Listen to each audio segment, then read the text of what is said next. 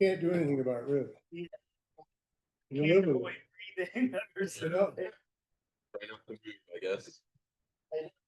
I separated one years ago when I was into weights, separated one from my sternum. Okay. Oh my God. Yeah, I was on my back, lifting this way, and it was ever to get it over. Is it still? Waves. Yes, it is.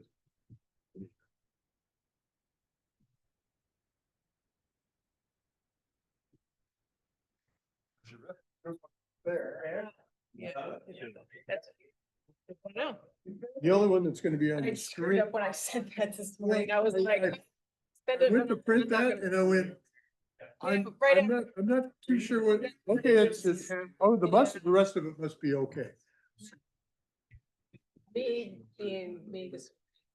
Yeah, it was, I had a doctor's appointment. I came back and saw the email and, well, I better print this off, and I printed it off. Oops, okay. Yeah. Okay, I'm just gonna bring copies. I'm not gonna send them again. Everybody's. Thank you. No, I figured that was the change and everything below it. I'm good. Oh, did it? No, I didn't. Here, I've got the new one. Oh, Shelves. Yeah. I This is- printed some of those. this is what I got as the new one. Oh, my. I opened it and went, Yeah. did I just send that? And I thought, I'm not gonna send it to them. I'm just not. It's just not worth it. I figured the change was here and everything below that was still good. It is. It's right Yeah, there. cause it was just that little change right there. Right, got, I've got one. Blaine's online. Paper plane material. Anybody I didn't needs bring my the glasses. future? Here. You guys should be up there where the city council is, so we can see you. Where are those flow? Oh, you do? Did you? I printed one off. Okay, one of the bad ones? I printed one off a couple days ago. Okay, this is an updated one. Oh, yeah. Yeah. It's just me. Oh, that's right. You said something. Yes. Might have some accent. Yeah. Wasn't See, there? who's online? So I got Bob. We're all on the wrong side of the table for you We guys. are. That's what I was trying to figure out is what's the right side. Are we supposed to sit over there? Well, where the camera is, all they get is that side, but if we're on that side, we can't see the screen. It's an odd situation. Well, somehow we'll survive it. Yeah. As long as they can hear us. Oh, there's- You're just gonna have to live with it.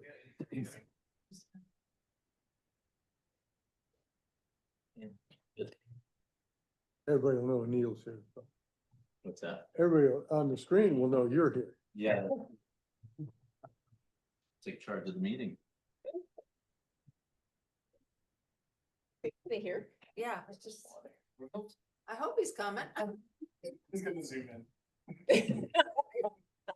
You probably saw that email and said, do I want to be involved with those Don't do people? these, yeah. I get 1 month. I get a month. Yeah, you're fine. We got a lot on here today too. Oh, man. I was gonna ask, there's time. Love to have a little discussion around. For next month. Okay, please. We'll make time. we'll make, I'm sure we can find time. Yeah. We'll make time right there. And here.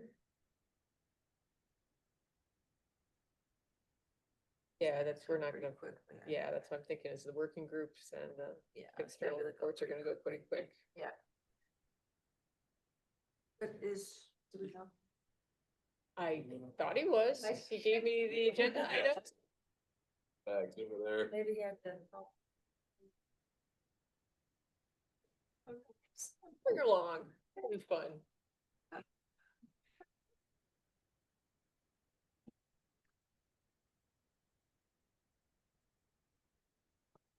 Is it working in the corner over there?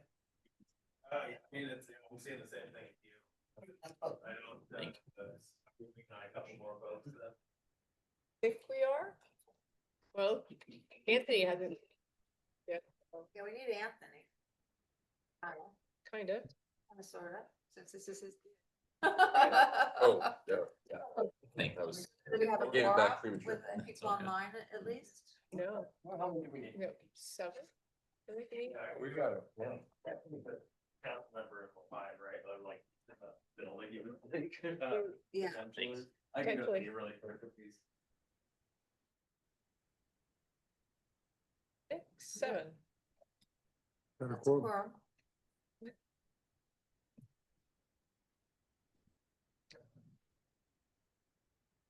I'm Matt, by the way. Blaine. Blaine, nice to meet you too.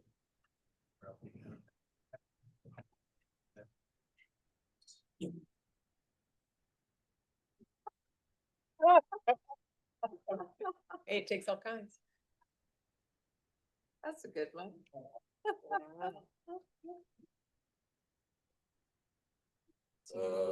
Road department. No. Yeah. Nice. Oh, so you were here physically? No, not here, the Shoots County, I'm out. No. Oh. You've got the name up there. Yeah, cause I'm gonna be doing a screen share. for Okay. my I was like, wait a minute, he's here. New places. at I think we're once. good. Yeah, Okay, I think we got everybody. here and there and everywhere. great. Thank you. All right. Well, should we call this to order and hope that Anthony shows up? This is kind of, we're, Do we have a spot? oh.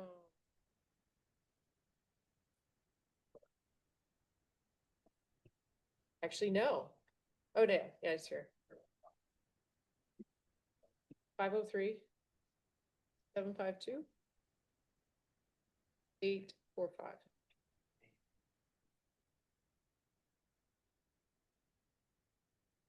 Oh, there's that.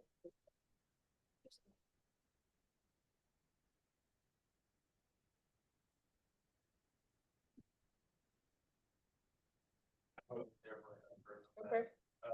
503. Let's do. 2777? Yes, sir.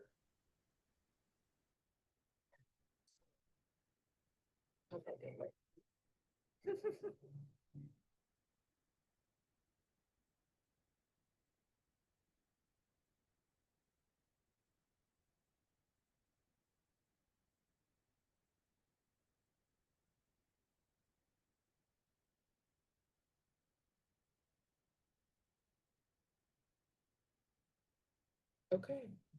All right. Well, we might have plenty of time for you, Chris. All right, so meeting called to order. So, Tarek, are you taking notes for us today? Are yeah, you, are you Kanye today? Yeah, well, we go from the recording, but yeah. Okay. I'm gonna be Okay. tracking things over here, yeah. Great, just wanted to make sure. All right. So start with we're gonna start with introductions. I'm Diane Flowers, the new chair, so give me a month of grace period and I'll figure it out for next month. Doing great. I'm Wendy Holzman, committee member. Matt Muchnick, committee member. Good to see everyone. Blaine Ruck, road department employee, senior transportation engineer. I've never seen a junior. Yeah, no, they don't. Some places do, There are a few other seniors around the table here, so. happy to be with you. Chris Chang, ODOT, just the regular active transportation liaison. We call him Crash. today. The Green Vice Chair. David Roth, BPAC member. And who we got online? Greg Bryant, Deschutes River Woods.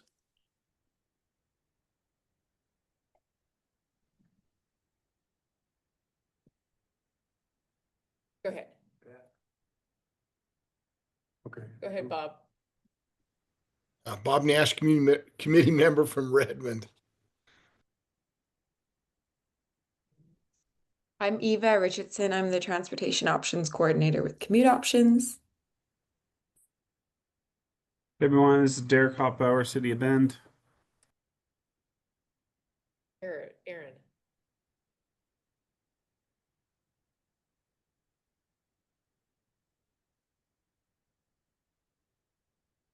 No.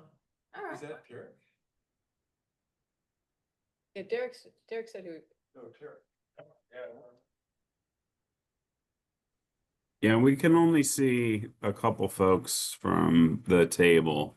I don't know if there's a Yes. way to zoom out. Hey, Matt, Yeah, we don't have control over the camera. you guys could all sit up at the council Yeah. members' chairs. But then Wait. we can't see you guys on the screen if we're. Ah, gotcha. Okay. Well, it's Yeah. okay. We'll just, I guess maybe if you say something, maybe say your name so we can know who's talking or. Can do that. All right, so approval of last month's notes or minute, sorry, public comment first. Any public that wants to say anything? Greg? No. Okay.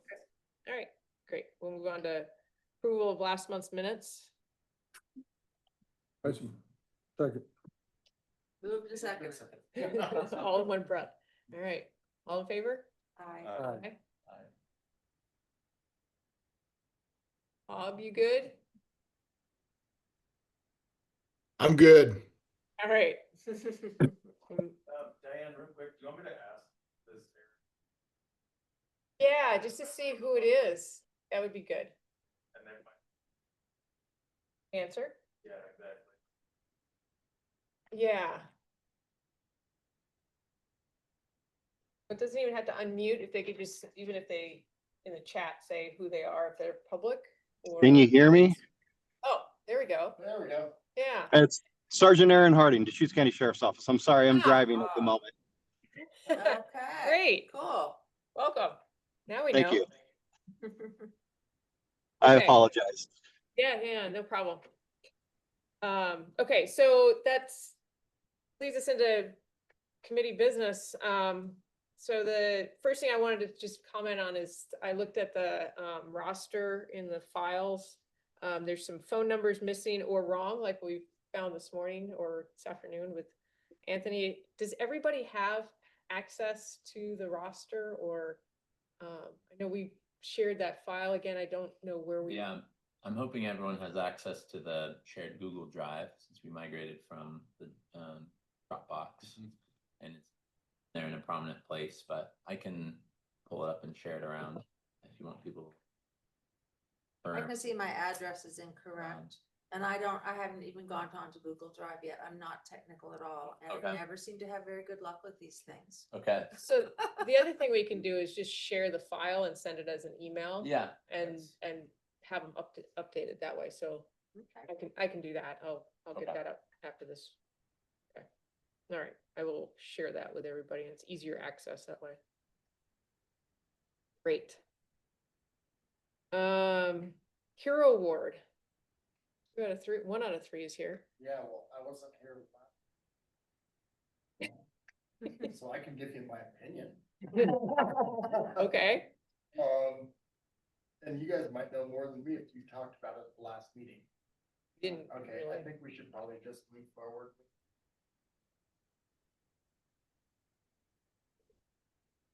A project that was to be recognized. Cool. And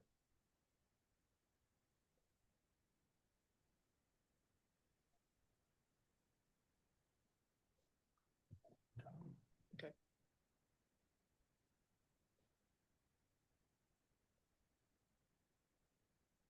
you could also see outside. ProDOT has a good vision of what's going on, and people in the county have like, what, you know, something that they great project. Talking about it, maybe next. Yes. Yeah, I think Anthony was just working on getting the graphic with the weird feet. I saw the feet. We didn't think that was weird. But since he's not here today, we're not sure. Will He we- did send.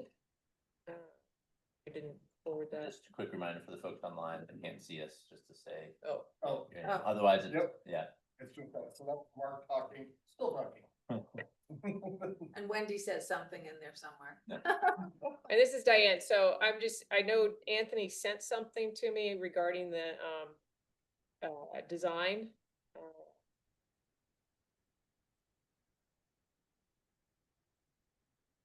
I think you said that, elementary school, this is David, by the way. members of BPAC will be nominating those Correct. projects and Yep. we can And ask. also reach out to maybe organizations.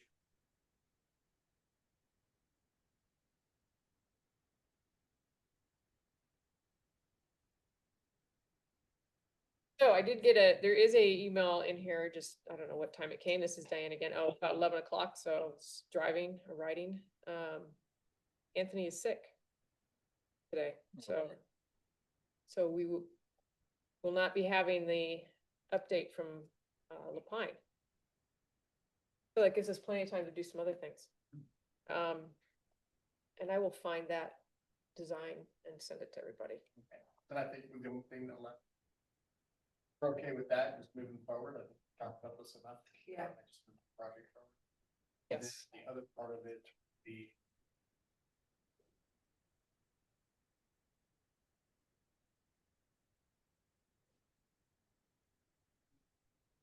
Traffic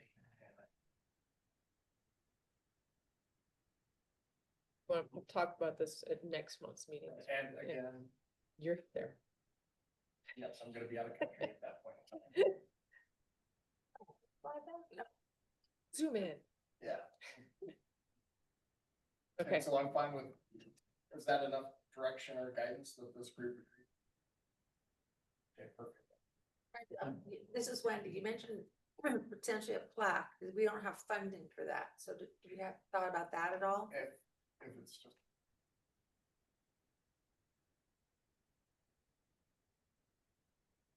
The only thing I can think of is that we should. Organizations that we might want nomination. That's a great idea.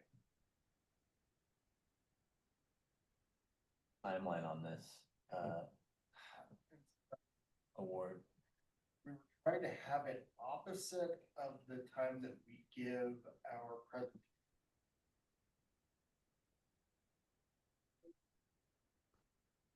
One of the county commissioners too. Mine was, but really just the opposite. I think it was in June. Was it in June, David? It was either. You got December. Yeah. Yeah, to make sure that we're on the docket for the county commission. How far in advance is the docket for the county commissioners? Far in advance, it's a week in advance. Oh. The Monday and Wednesday, articles. We also just have a comment in the chat from Michelle Rose that the volume. For mobile mic kind of unit. We can. Here, this one. Oh.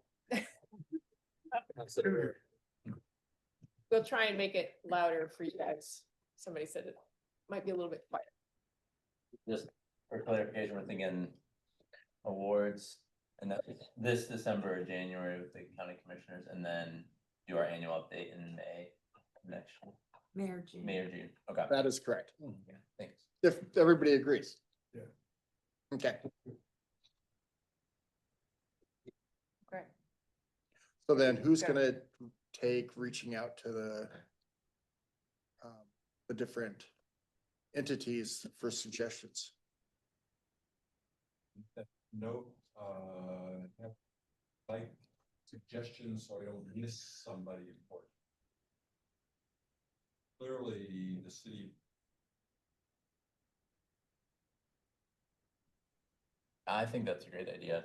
I was just thinking, what the outreach committee had, if we have a good email list from the summits or things like that, that we could look at and refine. Starting point, but I don't know if we have like organizational partner list in the drive, but I can look for that. Blaine, do you think if it went to somebody like Chris that he would be? I was wondering if every public works director that's kind of overseeing these projects would, because they're also seeing the plans that are coming forward. That might be some of it. And Yeah, then- I think routing that to Chris Doty would be the best. So the cities that we represent, and then the county, obviously. Right, yeah. Yep. As far as, yeah, projects, that would be. In this. Have 3 school districts. I think like commute options would be, they may have some great, they may have a project of their own that they want to. This is a chance to also highlight a project that you've had that you want to move forward besides just getting some recognition, but drawing some attention to it, trying to move something forward. And like an example I can come up with would be, it hasn't happened yet, but that pathway between Bend to Lava Lands, a lot of work went into that. But we haven't moved forward on it. I know that it's still in the process, but that might be one that we can highlight quality of design. And then you'd recognize that and then be, okay, great, we got the design, and then we use it as a tool to put a little bit of weight behind the implementation process of it. And so, what about projects? Are we talking about bicycle resources of I think doing programs? it's up to you guys. It seems like if we had a project, a design, a person, and maybe an organization, so I guess it'd be 4. Does that make sense?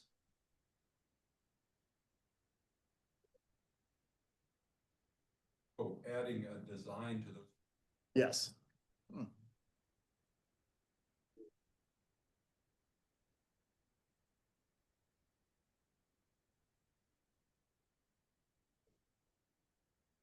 Mark, just because you're closer to this than I am, but the overarching criteria for this is just exemplary examples of bike ped transportation work in in Deschutes County in these categories. Correct. Okay. Yep. That would focus around what our charter is, would make sense. Yep. Yeah. Okay.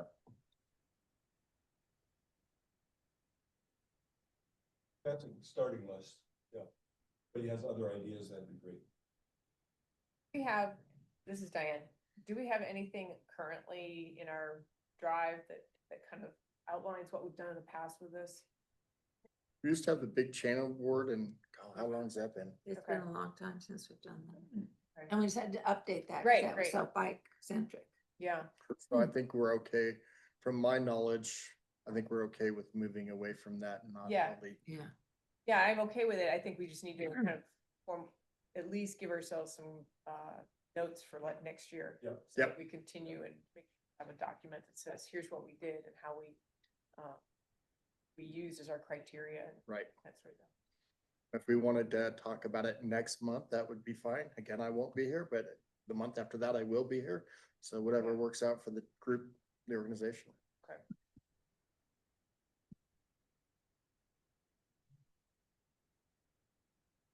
I have someone I'm gonna nominate, so we can, figure out how many there are and what we do with that, but.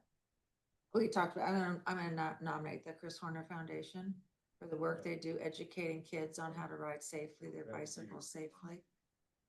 Fantastic. Yeah, yeah.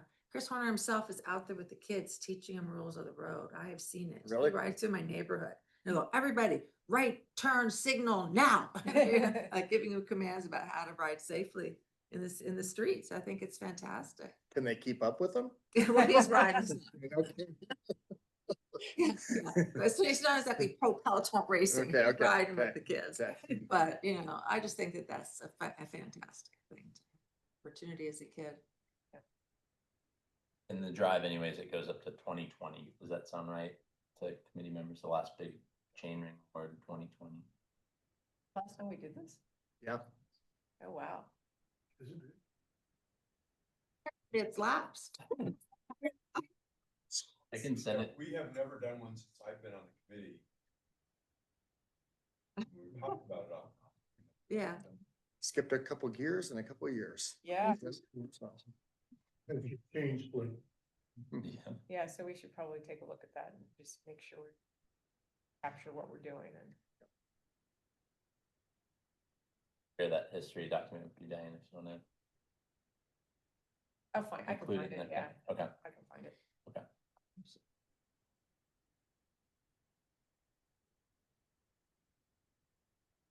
Well, Chris, since Anthony's not here, do you want to take his time slot? Sure. Hopefully this will be a pretty short discussion, but I wanted to float an idea sort of by the committee. Sorry. Doing a bit of talking here. Hey, everybody online, this is Chris Chang. So yeah, the idea I wanted to float by everyone is around winter maintenance and plowing, right? We're coming up on winter season. This is always that hot topic. But, you know, everybody's heard about our budget crunch. We have maintenance issues no matter what, right? So I have been floating a couple ideas for statewide policies, well, really local policies, but they ultimately would roll up, so come back downwards around winter maintenance, because this is the issue here. It's the issue with our access community, just around plowing. But how do we sort of reduce that maintenance burden as we lay down more paths, right? We're talking Bend to Lava Butte. We're planning Bend to Sisters, Sisters to Redmond, Redmond to Bend. It's a lot of new infrastructure. We're not getting a lot of new dollars, even with this new bill. So, two of these sort of supportive policies for maintenance I wanted to float by, and I'm looking for input here. One, with shared use paths, that's our sort of more preferred facility. We're seeing that a lot in the city of Bend as well. But how do folks feel about perhaps only plowing, say, 6 feet of a 12-foot path rather than the entire width in the winter, right? That would really reduce the Talking like a single pass with a bobcat. Yes, exactly. Yeah. Instead of having, yes, which is the general policy now, is we have a facility clear the whole thing, but we might be able to save half the time or do more with the same number of people by doing a 6-foot path. So that's one. Let me throw these out there. I see you, Dave. I will get to you. Part two is, as we do these inner city paths, right? Big priority of BPAC, big priority of mine. We're talking Bend to Lava Butte to La Pine, Bend Sisters, Redmond. Yep. I'm trying to do Redmond, Prineville, Madras in the future. Having a policy around perhaps not plowing these in the winter, right? Just everybody knows we're straight up, whether it's signed, we have a policy. We don't have the staff, right? It's very difficult, especially there. We don't have ADA ramps. So perhaps just draw a line, whether it's city limits, urban growth boundary, I don't know what it is, but those interstitial spaces where we care about, and I will say largely for the summer, we do care in the winter as well, but as we lay down these massive new networks, that's a way to reduce that maintenance burden. I'll be blunt, I am running into a big problem with new paths, maintenance not wanting to take them on, right? This exact same conversation, because they don't have more staff. I don't give them more money, even though I've just tripled their workload. So to be perfectly blunt, I do care, but it's this sort of how do we get these paths built and signed off on, but also, so up for discussion. And I want to say, Dave, you wanted to jump in. Dave, my only concern is if you, from a manpower point of view, if you only do a single pass, Bobcat comes on a trailer towed by a truck. If you only do a single pass, then that means it takes 2 people, because there's gonna be one person on the Bobcat. And then there will be one person moving the truck from point A to point B, at the other end where there's a road connection. If you do a 2-pass, you're now only got the driver of the Bobcat, that he goes out, comes back, clears a full 12-foot, and you only use one person. And manpower is your biggest expense. Yes. In any business. Yes. But that's the only. Yes, the expectation would be that there's a single pass. It'll be based on the business needs there, right? Manpower of, if there is only one spot to park, then they might do 2 passes because that's what makes sense. But it's also, if they're doing one side, if we do one pass and then go up one side of the road, cross, get the ramps, other side, because otherwise they would have basically If you're 4 going passes. from Bend to, let's say, or from museum to Lava Butte. That was slightly separate. In that situation, there is no other path on the other side Right. to come back on. Right. So you still only Yes. be able to do one without having to have Correct. another guy Because the guy in the Bobcat's gonna be a whole lot slower, the other guy's gonna be twiddling his thumbs Well, at the other end. right, Yes. yes. So the expectation is always a single, that's what we will clear to, but we might do two, Yeah. depending on what works. That would best. be my only. Yeah, it's not exclusive of that. But like those areas, this is Diane, those areas where you mentioned that, those are like the Lava Butte, the Fun River, or that would be more of the inner city not doing anything. Correct. From Mark here, we plow a lot of pathways. Takes a lot of resources. If what we're hoping to do is to increase our footprint for mobility and we're being hamstrung by seasonal maintenance, I would definitely, for my opinion, drop the seasonal maintenance majority. And the reason for that is we have point-to-point transportation. That's actually when you're trying to get to the store, you're trying to get somewhere, you're trying to get back home. And then the other one is a recreational transportation, which is more of a decision that's associated with it. And it's more seasonal. You have more of a demand on a seasonal basis. And to me, it makes sense. And I can also provide a particular example. And that would be that we have the Sun Lava pathway right now, and that goes from Sun River to Lava Lands. And that has never been plowed for the, how is it, 10 years now? Something like that, that has been in place. So from our perspective, Sun River, we do it differently because we have the resources. But I sure wouldn't want to limit future development because of the inability to maintain for 3 months a year. Right. That's 3 months. You assume the snow's on the ground. 90% of the time, there is no snow. We have one snow event and then it'll clear it on its own. So, Right. Yeah, we have one loop in Sun River that we don't plow because it's open for cross-country and snowshoeing. It does hold, in that particular area, it does hold snow for months on it. yeah.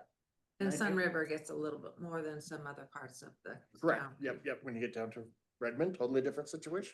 Chris, the only thing I'd say is that prioritizing routes that people would use, especially shared use paths that people use for transit, especially within cities, ought to be the highest priority. Yep. We ought to make sure that they get plowed. As far as, I mean, we don't have enough traffic on very many of our trails now, with exceptions, that a half of the trail in the lowest use part of the time won't handle it. So I think I'm with you as long as we can prioritize those really high importance transport. I would put flag line on the bottom of that list. Yeah, I love it. I didn't mention it, but that is the third policy I have, as it's a bundle. But the third policy one there is creating a priority set of sidewalk or bike network with our plowing. We already have that with the sidewalks or highways where these are level A service, these are level B, those are level C, that sort of tiered one. I figured everybody would be okay with that. That's why I sort of didn't float that as an idea, but that is that third part of my proposal of statewide packages to help. So that way it's setting the expectation.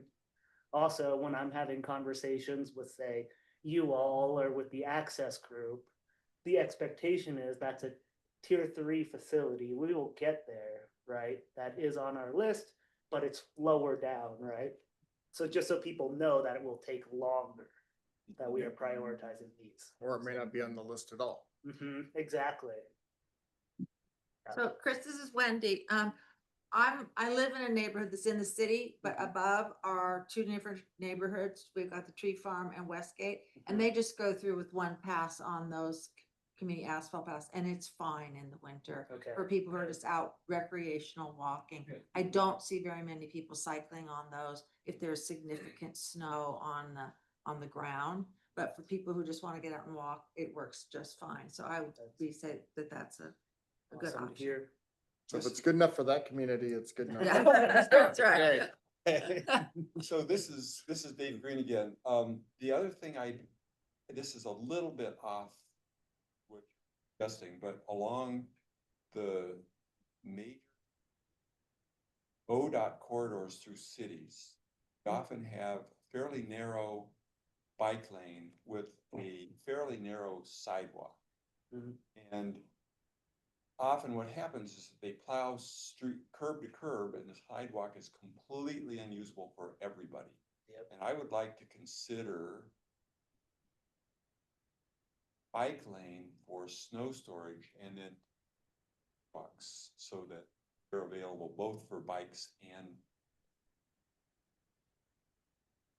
Yes, that is a great idea. That's a conversation. That's one of those difficult ones, especially as you talk about cities, right, sir? Who's responsible for the sidewalk? Who's responsible for the bike lane, travel lane, all of that? Different jurisdictions, different people have to do different parts. We run into that same issue. We have different funding Yep. sources, yep. Yep, somebody plows their sidewalk and we come right through and dump all of our snow right back on top. Then they get a letter from the city being like, your sidewalk's not plowed, right? So yes, I do love that idea. We are starting to shift our designs to get those buffer spaces, including the bike lane. That is part of the reason why I'm also doing this, or I put out that shared use path conversation, because functionally, you know, especially if you have a curb tight shared use path, then half of that path serves as the snow storage, right? So you sort of minimize that problem by berming it there. Right. But I will definitely float that. We already do that in some places where the center turn lane is used as snow storage until we can truck it out. But yes, I do love it, and we should have more of a conversation because That'd be difficult for the snowplow operator, because all he sees is a big white out there. yes, To be able to figure out where, if there is a white line for the bike lane, if he can even see it, because it's covered with snow. yes, And I know that occasionally you'll see a big chunk out of a curb. Because snowplow, he couldn't really tell where the edge of the road was, and all of a sudden, bang, he hits it. yep. Tears it up, kind of bounces off. and Not keeps good on for our going. equipment either. I mean, that's Yeah, how we it's- break our equipment. yeah. So, yeah, I think it might be a little tough to do that. it is Nice idea, but yeah. floating the edge, yes. Blaine, so does the county plow any pathways or any bike lanes that are anything that's separated from the road right now?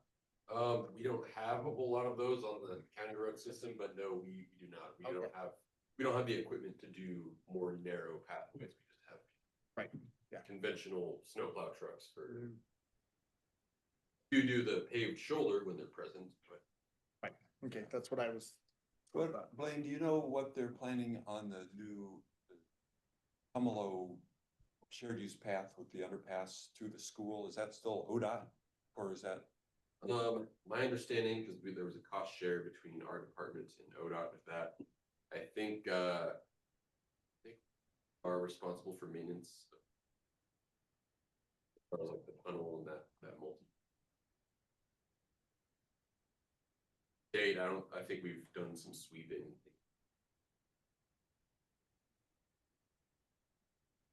I don't know how many kids use it to get to school. That might be important.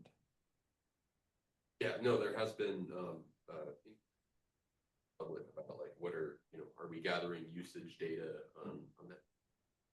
You're not at this time, but we're actually about to do another improvement on Tumalo Reservoir Road and Bailey Road. That will kind of tie into that whole facility. And at that point, I think we might.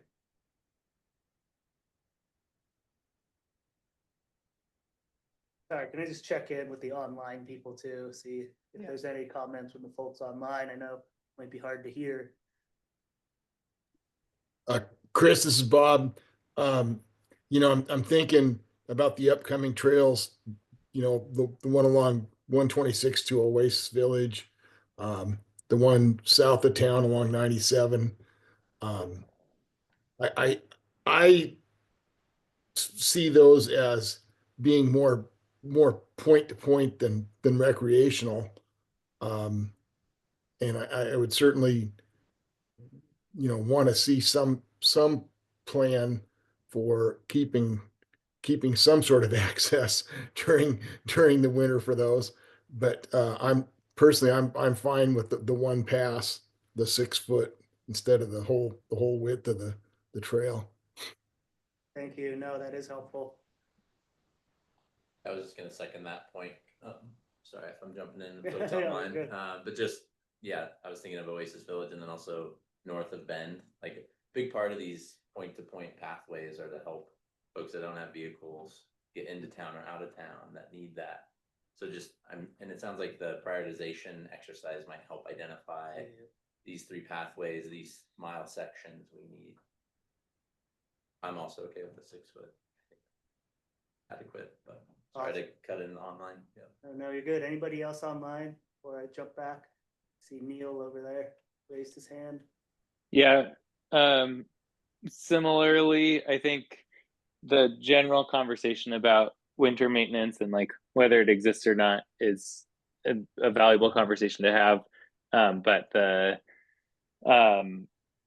I think in that prioritization exercise, recognizing that winter maintenance, even though volumes are reduced, I don't want to lose that in some of these locations, like as has been mentioned, they also are like that much more of a lifeline and can lead to some pretty being forced into some pretty dangerous situations, even if it's a low number of users in the winter. When some of those spaces aren't maintained, it forces people into an even narrower and kind of sketchier roadway. So just wanted to make sure that's included in prioritization. Thanks, Neil. Yeah, totally agree. So yeah, just looping all the way, Matt and Neil there. Matt, you nailed it on the head. That's sort of the space where that prioritization would also fall, right? The general policy might be we don't do. Again, these are arbitrary boundaries we're going to set somewhere, city limits, UGB, whatever that is. But then that prioritization networking, like we know these are access, high usage between city limits of Bend and north into where people are living, or south into Oasis Village in Redmond. We can then add those back on top of that layer. It doesn't preclude it, but it would sort of then we would have to draw another line somewhere, right? Do we end at Oasis Village or do we go further? There'll be just some random line within the prioritization. So just to sum up, everybody sounds, the single pass, everybody seems to be on board with. Don't anticipate it. There's already that happening other places. A little bit more concern with the not plowing inner city, knowing that there are important access pieces. That sound about right? So they'll capture. So Chris, this is Wendy. So is this something that's like gonna go into effect like this winter? Or is this still a long process and we may see this in 5 years? Have you seen anything happen that quickly at a time? No, this is my brainstorm. We're starting the conversations now. I'll talk in terms of this winter, I'll talk about that during the ODOT update. So no, this won't be happening now. So I'm gonna try to do it as quickly as possible, but. I did see some article, some headline somewhere that they're looking for people who want to drive snowplows because they don't have enough people to even do it at all at this point. We've started posting all of the winter ones. Everybody saw, we got a House Bill 3991. So we've already started the process of posting it. So that way we can start the hiring. And I'll touch on that more during the ODOT update. Okay, cool. All right. Thank you. You're welcome. I say, of course. I'm not running the meeting. Go ahead, Michelle. Hi, thank you, everyone. I put something in the chat too, just so you have it in writing. But I did want to verbally say that we support access for everybody throughout all of our communities, right? And we would especially appreciate keeping the paths clear within 1 mile of our elementary schools and 1.5 miles of our secondary schools, because those are what's considered the non-school bus transportation zones. So we would need to be able to continue to encourage students and their families to walk and roll to, for their school commutes.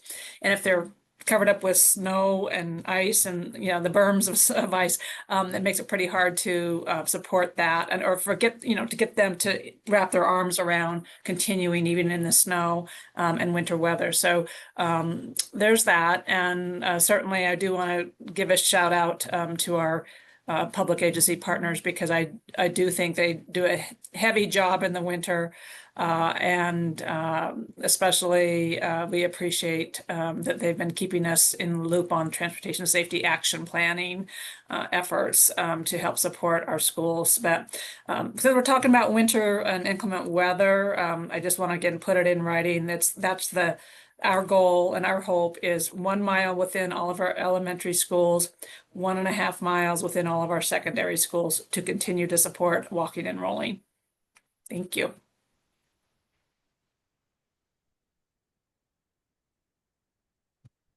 I think that's probably in city limits, but there may be some of those schools that kind of have that around them issue, so, yeah. Right. Well, I can use it as an example in Lapine. I know Anthony's not on the line right now to speak to this directly, but I know I can. And I see Blaine's name out there. He was he was part of the Transportation Safety Action Plan group that we did walkabouts for the schools in Lapine, for example, Roslyn and Lapine Elementary and the middle school and the high school.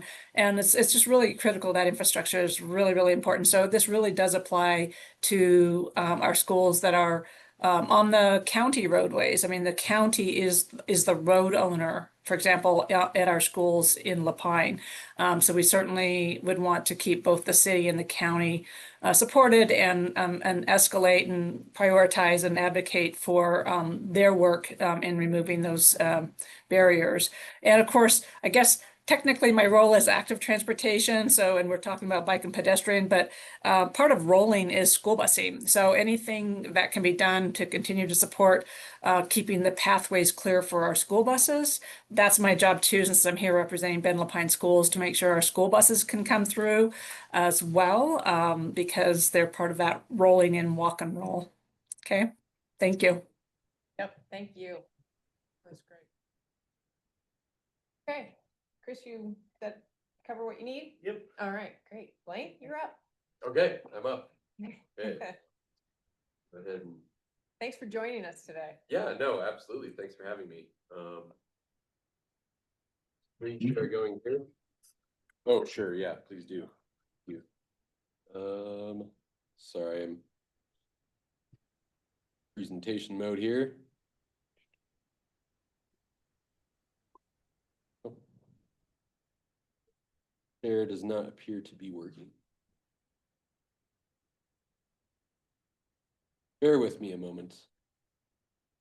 Got an email or text message from Anthony, and it sounds like he has the flu and currently at urgent care. Oh, So there you go. Yeah. Good. That Tarek, are you seeing anything? I'm sharing, but it says I'm sharing and then it doesn't appear.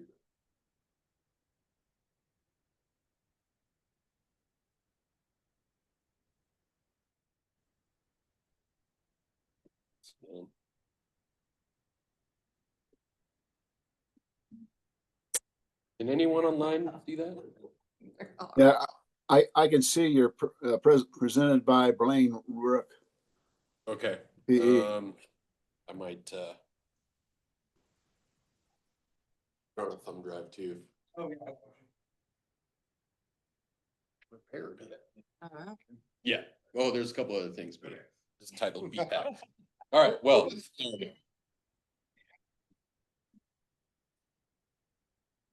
but anyway, yeah, so I am here because our department understands there's, BPAC would like a little bit more engagement from the county road department in terms of like the projects we have going on. So yeah, the purpose of my presence here today is just to kind of walk you through some of our project planning processes, highlight some notable projects, and then explain the best ways that members of this group and others can engage with us about those projects. So yeah, once this gets rolling.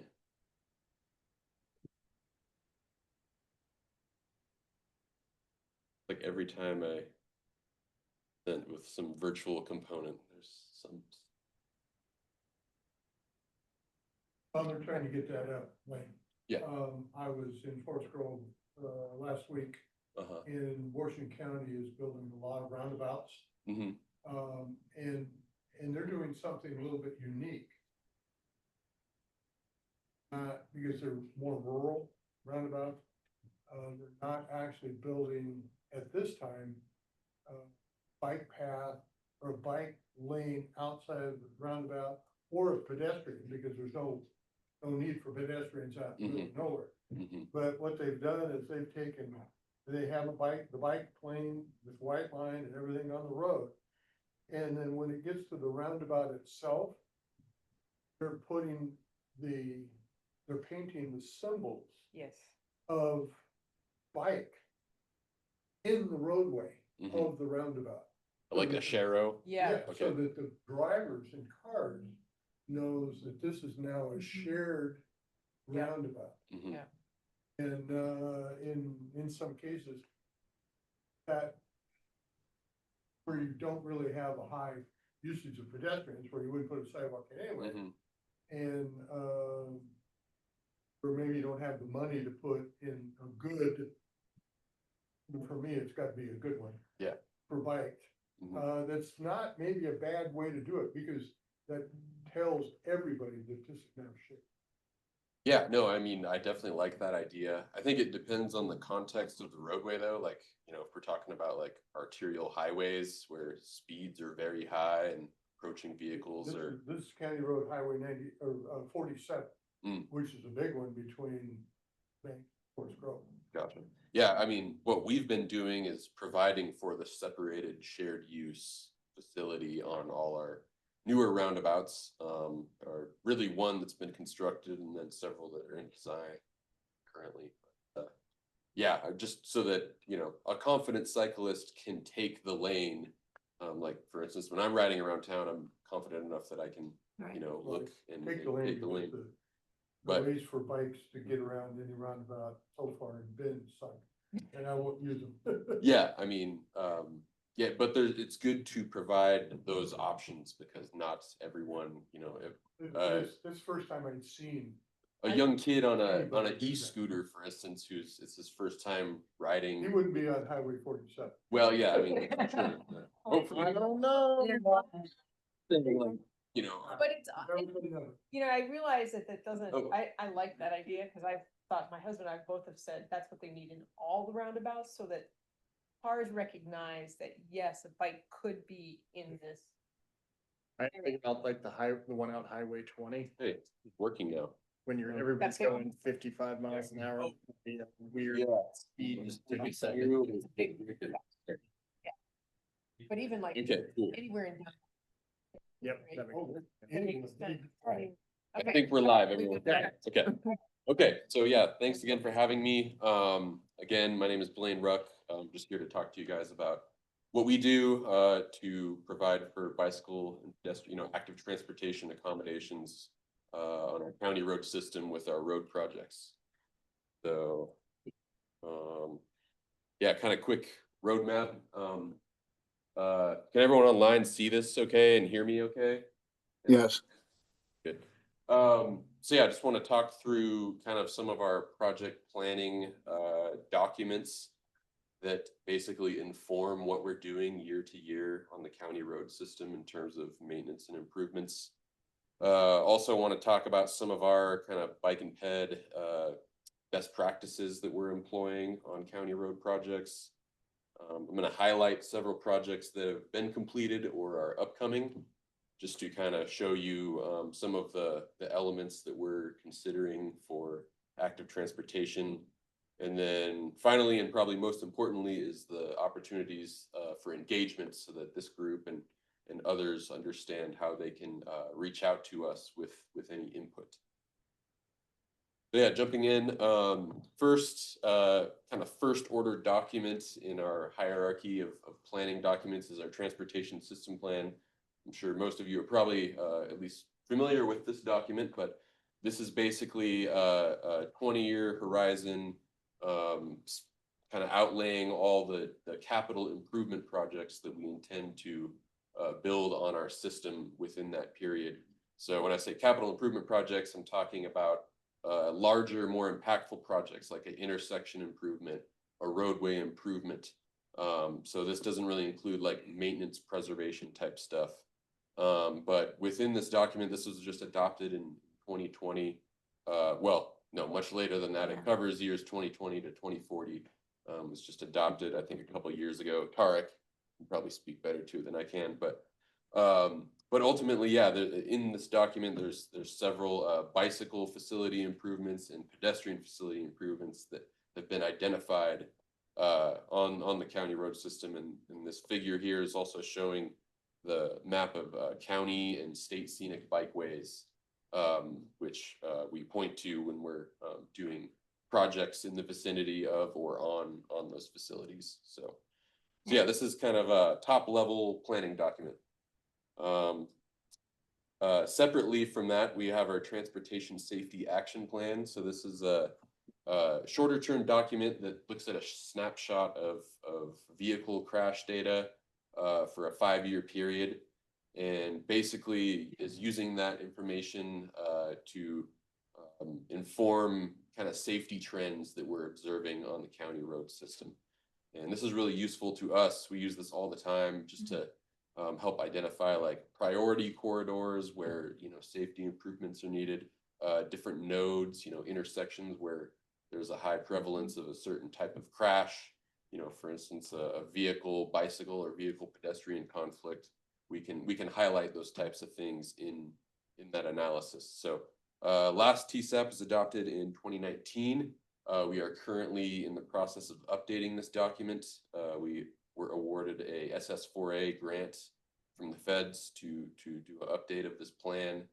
So yeah, we anticipate that a new plan will probably be adopted in February 2026.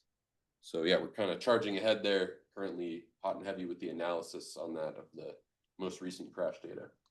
Blaine, this is Wendy. Is someone from our committee has served on that?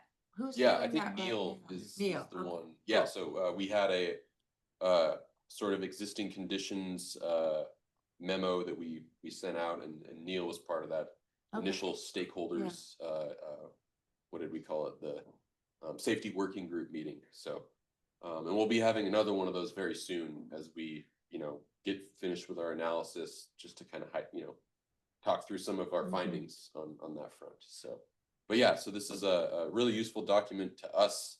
I know that like ODOT has one too. A lot of other local agencies have them as well. So To tag in really quick, ODOT's going through our statewide update as well right now, so. yeah, Gonna so throw that out there. advantageous timing. The Bend MPO is following right behind the county. Yes, no, the Bend MPO, I think received the same grant. So they are, I think they put out an RFP, and I'm pretty sure they've secured a consultant to assist that effort, but don't quote me on that. But yeah, no, so there's Happens all. it's nice, and that was part of our criteria for this plan update, was like, let's make sure they're coordinated with other nearby plans of local agencies in particular. But yeah, so really useful documents. So yeah, this is another one that kind of informs projects that aren't necessarily in our TSP, but are other kind of safety projects that we can add to our improvement or capital improvement plan, which I'll get to next. So so kind of distilling both of those things down into a shorter term document. Our capital improvement plan is basically an outlay of our, you know, anticipated 5-year expenditures for improvements and maintenance on our system. And essentially it's broken down to like each of these 4 categories here shown in the middle. So transportation system being like the big capital projects from our TSP. Pavement preservation is just, you know, maintenance and repaving of existing roads. We have traffic safety, which could be like signage, pedestrian ramp improvements, those types of things. But basically the point is that this document is kind of what we use year to year to kind of program our budgets, and this is available online as well. So if someone were curious about what we have coming up, say next construction season, they could refer to this document, see what we've got programmed for the next fiscal year, and yeah, and ultimately weigh in on those things if they so choose. So so yeah, this, you know, like I said, this comes from our transportation system plan and TSAP, but it also comes from our asset management systems when it comes to like the maintenance side of things, like which roads we're going to repave. We're using condition data to determine those triggers. So.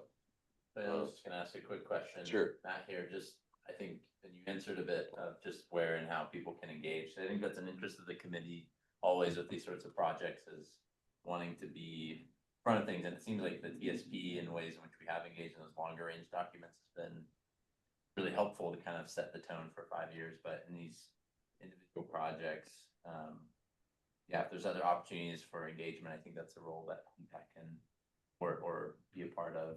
Yeah, absolutely. Throughout these projects. So. Yeah, no, we certainly encourage, on our website, we have, comment forms for each of our bigger capital projects. And then we have a more general road projects email address where people can submit comments or questions about anything they see in the CIP. So, and yeah, I'll get more to that here shortly. So, hey Blaine. Hey Blaine, Sure. it's Michelle. Hi. Hi there. Mrs. Michelle Rhodes. Hi, Blaine. Sorry to interrupt your presentation. Is No it just problem. is it just my screen, or it seems like the slide deck is not moving forward? So all I am seeing is a large slide version of your cover slide, and then all the ones with the other information is really small on the left. I'm wondering if, is it just my screen? No, you're right. Mine's doing the same thing, and I can't get to those. Oh, Oh, yeah, there great. you go. There you go. Thank you. And even Oh, better, could you also send those out to us? Because I would like, because I kind of missed the earlier slides now. So could you send that out to us too? Sure, yeah, I'd be happy to do that. Yeah, sorry about Cool. that. No worries. Thank in our you. room here, it was looking okay, so I didn't mean to be just plowing ahead there, but Thank you. I'm back to where it was. I think we're all square now. Yeah, I'm So wondering, Michelle, it might be whatever video screen you pin will be the largest, so you could potentially change. Yeah. Yeah, I can see the cover slide now. Yeah. Thank you. good. Okay. Oh, there you go. There you go. Okay. When you need those slides. Okay, gotcha. All right.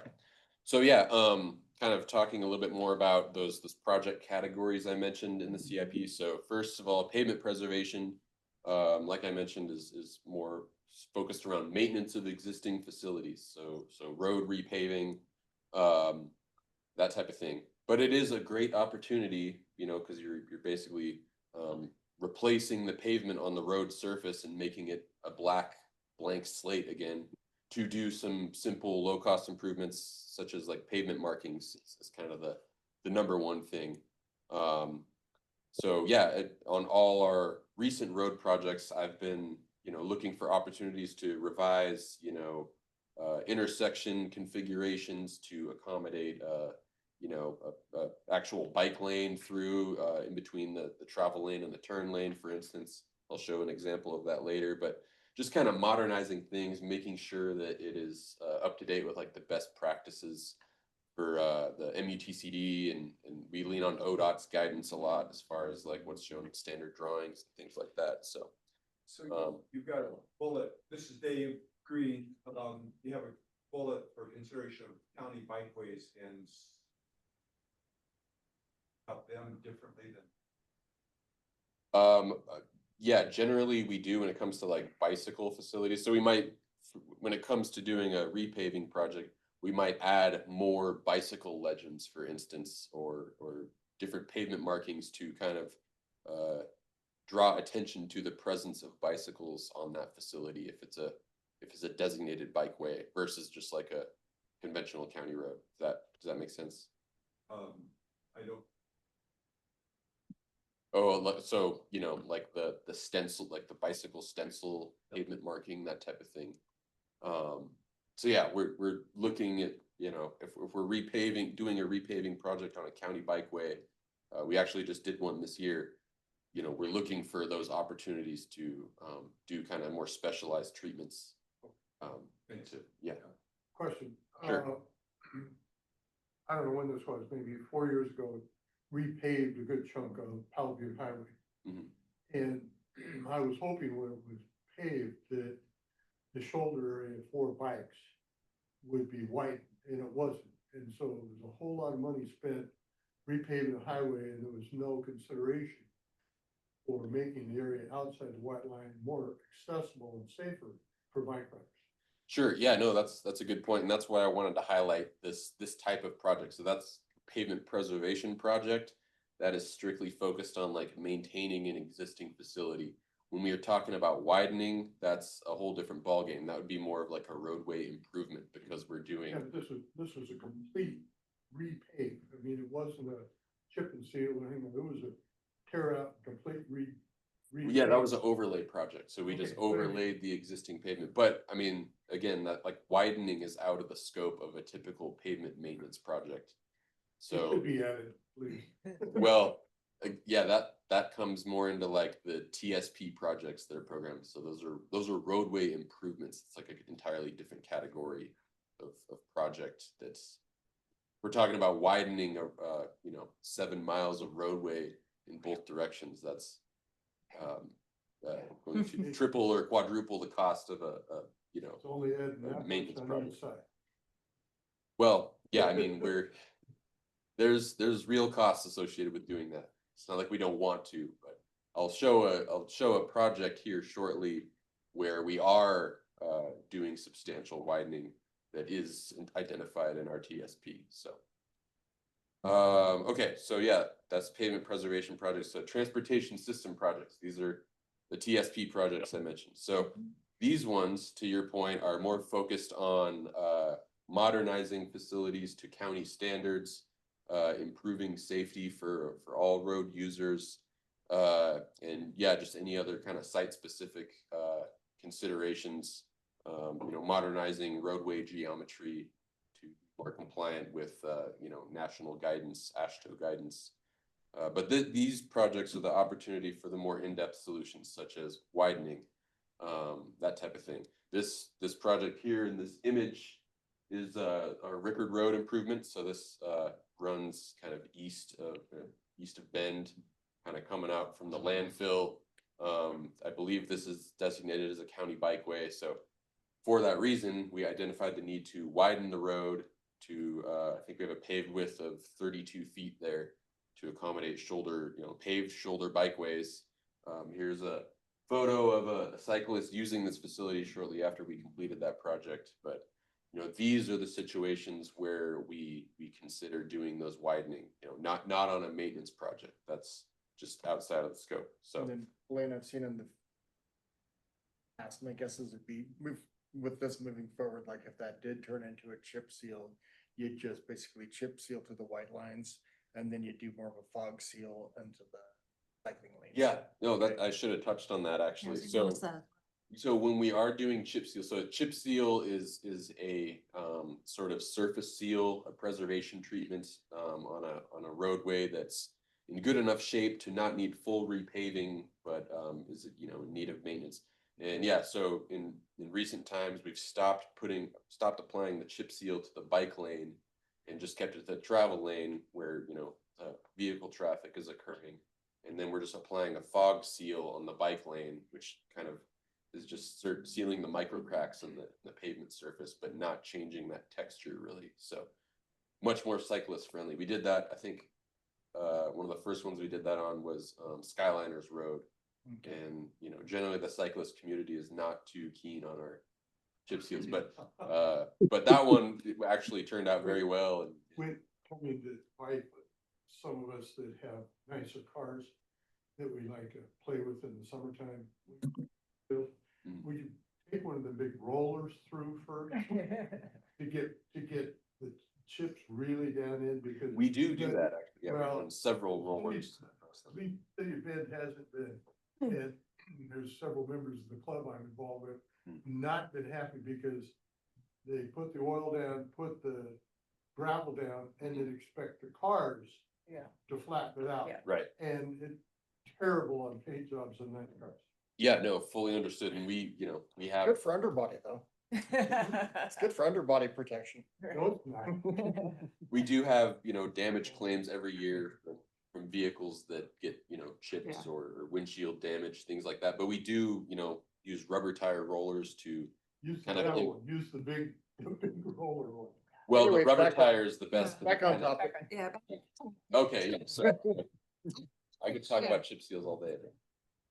Still was doing a little, well, he would come on meetings and show that the smaller rock is being used in the bicycle parts. Are you still doing that, or is it still just the same? Like, what is the actual thing that you put down on the bike lane? This year for facilities with shoulder bikeways, we're not applying any rock. We're just applying a fog seal, which is just like an asphalt emulsion coat. So the surface texture is not really changing. Oh. We're just applying the chip in the travel lanes. So it's a so- Yeah, I think because, you know, the shoulder is not trafficked by vehicles very frequently. And so, you know, it's not really a lot of cracking occurring there. If you can just apply that surface seal to seal the micro cracks, prevent asphalt oxidation, that's enough for the, and it's better for the cyclist community. Oh, definitely, yeah, because we're, you know, using probably 2/3 of the rock that we ordinarily would, so, yeah. So is there this is Diane, so is there some way that we can consider roads, county roads that do not have any shoulder to them? Because bikes have to be in the road to ride, but then we chip seal them and that's crap to ride on, to be quite honest. It's hard. Is there something different we can do on those roads to preserve them versus chip seal? Because I mean, roads I ride went from being not even really, if I was a driver, I would have said they were in good shape and didn't need anything, to being crappy to ride on because now we've put chip seal on them. Is there some other options? There are other options, but for that, not many that are applicable to like our roadway context, which is like basically rural highways, right? So we do slurry seals, which is like a finer rock slurry material that's spread on the surface, but only on local roads. It doesn't hold up very well. Doesn't hold up to high-speed roads or. Yeah, it doesn't hold up well under high traffic, high speed situations, and especially with studded tires at high speeds, it really just like kind of flings off. So chip seal is honestly kind of like the best bet. For cars. Huh? For cars. For cars. Yes. Right, Yeah. right. Yeah. And Yep. it's not. For some cars. And it's Some cars. honestly really on chip seal roads that don't have any shoulder on them. They're not good for walking or riding, to be quite honest. They're just not. Yeah. So like say we're chip sealing a road that has a higher proportion of cyclist traffic than another given road.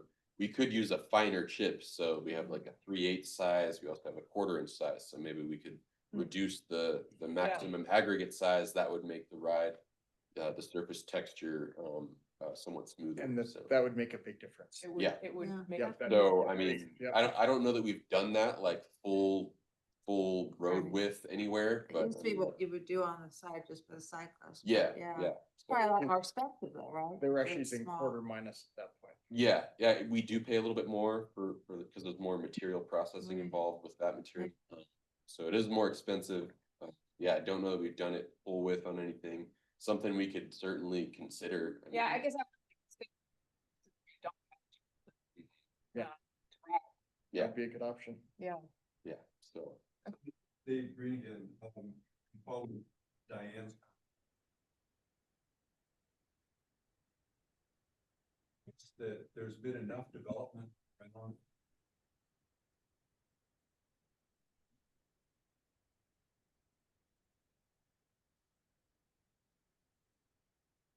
yes, that would be so at the next TSP update period, which will be in about 7 years or so, maybe less than that. That's when we would. TSP, but we didn't. Actually, but having suggestions of switching rock size might be something that would happen quicker than later on those particular roads. Right, Mhm. yeah. Not that we can tell the county what to do with their roads, but it might be a suggestion. Yeah, no, that's Yeah. something we could consider. Yeah, I'll run it up the flagpole and see. That would be. We have an annual, usually in the, every December or sometime in the winter, we kind of have a round table in our department to discuss like what we're gonna be doing next year as far as maintenance and preservation treatments. So bring that up at that point. See. Yeah, like I said, I don't really, there's plenty of roads that have shoulders, but there's some that just don't. Mhm. those would be the ones. I Right. Yeah, I can think of like, you know, the Sisters to Smith Rock Scenic Bikeway, like Holmes Road, Lower Bridgeway, a lot of that stuff. Yeah, that's great examples. But yeah, no, good point, and something we want to, you know, accommodate for. So all right, plowing ahead with this. So some of our kind of best practices when it comes to our road maintenance and improvement projects. So number one thing to note is any bike and ped safety improvements are going to be tailored to whatever the roadway context is. So that means that, you know, these green bike lanes that I'm showing right here aren't going to be applied everywhere because, you know, it's probably not warranted everywhere.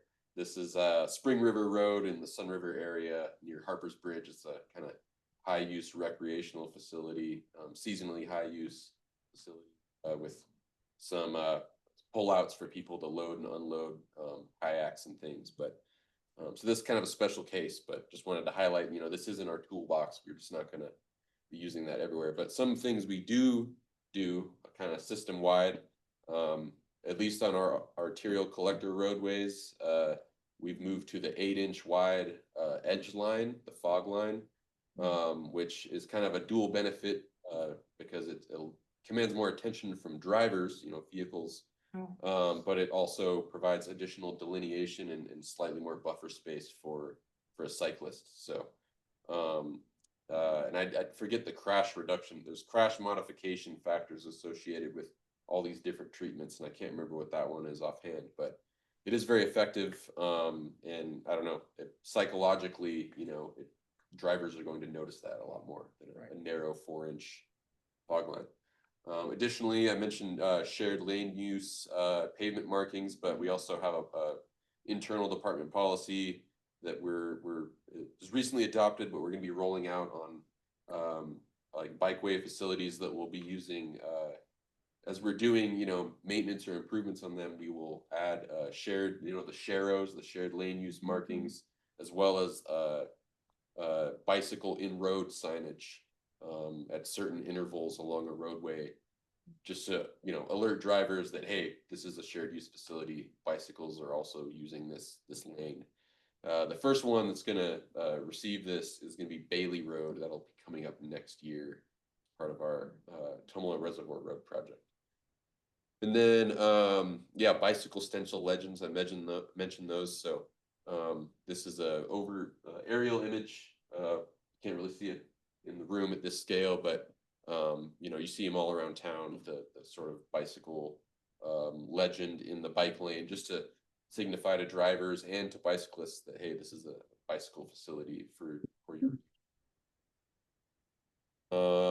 Additionally, so during construction, we have a policy to always install bicycles on roadway signage where it's a designated county bikeway or state scenic bikeway.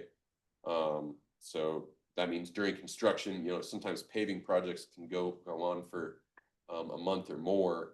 So any cyclist that's using that in the summer, if there's no, you know, lane markings or anything, that at least tells drivers that, hey, you know, be on the lookout for a cyclist on this facility. Blaine, what is your standard width of road? So it depends on the classification, but I believe in the county code, so locals are 20 to 24 feet, collectors are 28 feet, arterials 30 to Tarek. Okay. 2028. Okay.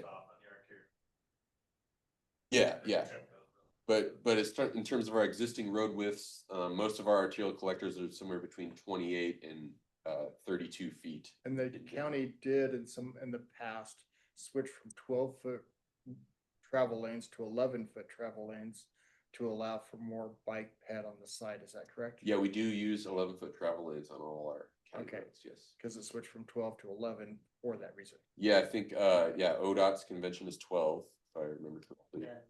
Yeah. Yes. For a highway, let's say. But yeah, we use 11. And sometimes even less, like if it's a lower speed facility. Okay. We've cheated that a little bit just to earn a little bit more real estate for bike lane. So yeah, so that's, you know, during construction, we're providing those accommodations. Also TPAR, you know, we don't have a lot of facilities with pedestrian you know, ramps and things like that, sidewalks, but you know, even on a simple neighborhood slurry seal project, you know, people could be walking their dog or biking, so we're making sure that contractors have the appropriate measures in place for people to get through. Then yeah, the county code updates, with Tarek was a big part of that. But ultimately the cliff notes as far as bike facilities is that we've now required that bicycle facilities be provided on all county and state scenic bikeways when there's, you know, a road improvement. So say if we've identified a road in the TSP for improvement that happens to be on a state scenic bikeway, that means we are providing widening, you know, shoulder widening to accommodate a bicycle facility, whether that's a shoulder bikeway or a full-blown bike lane. And then shoulder bikeways required for all other arterial collector roadways. So so a shoulder bikeway is basically something between 3 to 6 foot wide. A bike lane is 6 foot wide or greater, according to our code. And then that too, bike lanes, 6 foot wide bike lanes are required wherever we have a curbed facility. So like you'll see those coming out of roundabouts and things like that, we'll maintain that. Larger 6 foot width. We don't have a lot of curbed facilities on our system. That all rural roads too? Yeah, this is all rural county roads. So As they now come Yeah. up to other, as they come up for an improvement project as identified in the TSP, we would be doing these things. The big improvement. yeah, Yeah. that's huge. Yeah, this is pretty new. Yeah. Previously, the code was like pretty vague surrounding this. It was kind of, you know, indirectly stated, but now it's very clear and objective that we will be doing these things. Just for clarification, you will never do an improvement that isn't just Right. okay. Yes. Yeah, that's, you know, that's our Yeah. kind of top level planning document. So You can't imagine.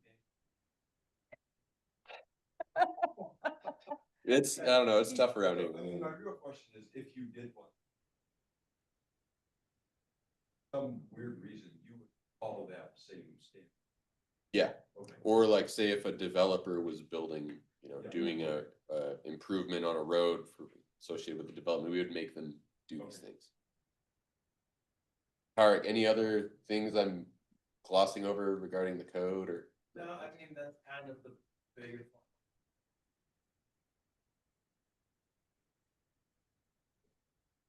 Oh, I can't.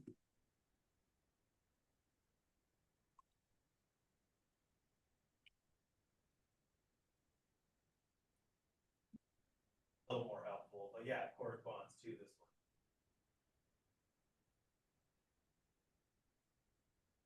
I guess like one thing I'd say is that it does, there is a way we pretty regularly get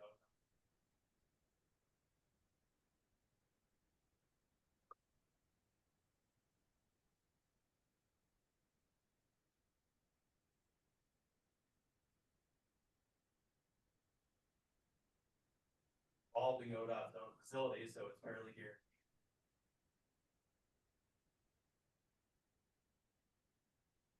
Not their own right where, but like, that is something that you into that. It's good to be plan. It goes fully public for the planning commission before the county commissioner.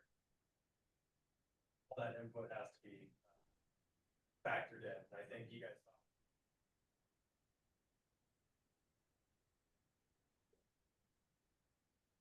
Community connection that ended up happening. Public and agency input.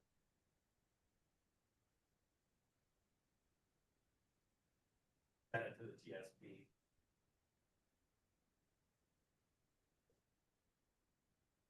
Yeah, no, good point.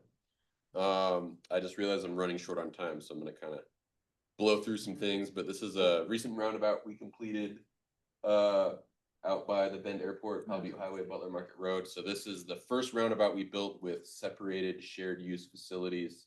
So separated meaning we do have like a physical buffer space between the curb and, you know, the travel lane, the curb and the shared use facility. I think separated by about 3 feet. So this is becoming our new convention with our rural roundabouts. And it doesn't mean we'll apply this treatment in every single case, but at least all the ones that are currently in design we're going to be doing this or even more. So I gotta step in and everybody on the PPAC's gonna. Do you think? Okay. And so far, city, county, state ain't gotten right yet. Okay, that's helpful feedback. Your roundabout goes right. Cycling is concentric route. The pedestrian is concentric route. Everybody wants to make the pedestrian and the bikes go the reverse of the route. And you're putting the bike riders in danger. So huge, it's not even funny, but I can't get it across to anybody. The people in the Netherlands have been doing this for 70 years and they know how to do it. But nobody here wants to even think about doing it. I don't know if it's an ego problem or what, but if you have a roundabout, cars going this way, and you've got a bike rider going this way, and he wants to cross the next road, he don't have eyes in the back of his head. If you make his bike lane concentric, he is now coming into that crossroad at more of a 90 degrees to it. And he can look over his shoulder and see that there's a car coming. Because the bike rider, my understanding under law, has the same rights as a car does. So if you do it the other way, you're putting that bike rider in danger. Me, I'm riding my bike, I don't even get near one of those bike lanes. I take the roadway because I'm safer in the roadway than I am on the bike. Yeah. Or where they jump onto the pedestrian and then want you to get back on. If you make them concentric, it takes a little bit more distance to make it that way, but you're making it safer for everybody. That's my pet peeve. Yeah, no, I understood. I think it gets back to what we were talking about earlier of, designating the cyclist to use the lane itself, versus having a separated facility. So we're just providing those two options here. Confident cyclists can take the lane, use it as a car would, or they can use the shared use facility, stop at the pedestrian crossings and cross. Sure, it takes a little bit longer, but I mean, to me, that's a cop out. Pardon me. To me, it's a cop out. Okay, fair enough. Yeah, no, I mean, we're open. This is why I'm here, is to, spark. Could some you discussions provide an and example of things. one that you think works really well? There isn't one in the state of Oregon. No, I mean worldwide. Get online. Well, I was wondering if you could, so we could share it maybe at one of our BPAC meetings, Okay. because we hear about it, and for me I went to visually. Holland one time and I was riding in Hilversum and they had some excellent. I looked at one of the city of Bend engineer once, and he pulled up on his computer the way they do it in the Netherlands. And he says, yeah, that makes sense. I said, well, why can't we do it here? Nobody wants to do it. I would love for that to be an agenda topic where we dig a bit further in, yeah. Okay, I would like to see it. Also recognize the footprint of the Dutch roundabouts are extremely large, and so you have to balance, right of way takings and. Been there and ridden them. Yeah, I've been to Holland. I rode. We stayed in Hilversum. So me and my friends were transiting, to the train from our Airbnb through all these roundabouts. They're great. Okay. But there was kind of similar deal. You can ride in the, they have the separated facility, or you can ride in the lane, but they still tee into, where there's a road crossing, it still tees in perpendicular. Yeah. Backwards. It's always, every one of them are concentric. There's a circle. Yeah, a I mean. circle, a circle. Yeah, no, I mean, these Okay. are a little bit. All right. Yeah. Another, yeah. But yeah, no, it's a valid point for sure. Okay, plowing ahead, another completed project we did here in Lapine. So many people don't know that a lot of roads in the city of Lapine are still county roads. We maintain and operate a lot of the roads, particularly like the arterial collector network out here. So there was 45 some ramps that were non-ProWag compliant, and we did a project a couple years ago to improve all of those. So just wanted to highlight that, this was a special project delivered just for the benefit of pedestrian safety. So here's a project I alluded to earlier. So that we did paving of Powell Butte Highway earlier this year. So this is between US 20 and McGrath Road. So this is the previous intersection layout here at McGrath Road. You can see like very car centric. This is a county bikeway. So I thought this would be a great time to take advantage of blank slate and revise the lane configurations. So we designed this so where we're we're still accommodating the vehicle turn lanes, but now there's a designated bike lane providing the cyclist throughput, the through movement through the intersection to the other side. So It is nice. yeah, so this is much better configuration. So Yeah, it looks, it's great. So this is just an example of like we're looking for these opportunities to do these things. Nice wide section. Bike lane. Yeah. Yeah. So Yep. much improved in my opinion versus Breeze. Then paving a Tumalo Road, we actually just completed this project like 2 days ago. So another road resurfacing project. Didn't do a whole lot of revisions here. There wasn't too many intersections with turn lanes or things like that, but we did.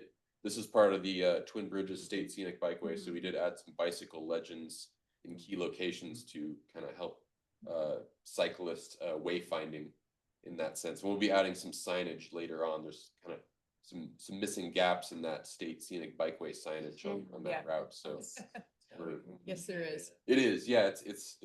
It meanders that bikeway, and so we're going to try to infill some of those missing spots. But yeah, just good highlighting that we're further looking at those type of things.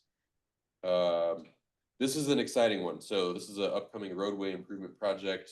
Design is just concluded on this. We anticipate letting this for bids kind of later this year. But this is a Tumalo Reservoir Road, so also part of the Twin Bridges Scenic Bikeway. Right now, Tumalo Reservoir Road is 22 to 24 feet. Very rough ride, really old pavement. So we're reconstructing the road entirely, adding 6-foot bike lanes in both directions for the entirety of the road. So with the exception of there's that downhill segment that goes down to O.B. Riley. That's a little too narrow, and with slope stability issues, we can only get, I think, 27 feet there. So but we're going to be providing that shared lane use signage and pavement markings along that piece and on Bailey Road. So that would be very it's kind of hard to tell at this scale here, but at each intersection, we're going to have colored lane markings with bicycle stencils, just to alert drivers and cyclists like, hey, presence of bicyclists through this intersection. So if you're turning right, be aware of that. Just commands more attention from a driver. So when do you think this may actually be built? next year. Out to bid. Yeah, So- next year. We anticipate, hopefully it should be finished by end of calendar year 2026. Wow. Yep. So you mentioned Bailey Road as well. Yeah.